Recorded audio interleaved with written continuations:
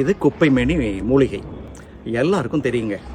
இந்த குப்பைமேனி மூலிகை பொதுவாக எந்த நோய்க்காக பயன்படுத்துவாங்க அப்படின்னு சொன்னால், தோல் நோய்கள் எதுவாக இருந்தாலும் சரி, குழந்தைங்களுக்கு ஏற்படக்கூடிய சொறி சிரங்கு, கரப்பான், படை, தேமல், இப்படி எந்த வகை நோயாக இருந்தாலும் இந்த குப்பைமேனி கீரை என்ன பண்ணுவாங்க, வேண்டிய அளவு எடுத்து களிமஞ்சள், கொஞ்சம் சந்தனம் கூட இருந்ததுன்னா வீட்டில் இருந்ததுன்னா சேர்த்திக்குவாங்க, கொஞ்சம் கல்லுப்பு இதெல்லாம் வச்சு அரைச்சி என்ன பண்ணுவாங்க, பற்று போட்டு தேய்ச்சி குளிப்பாங்க.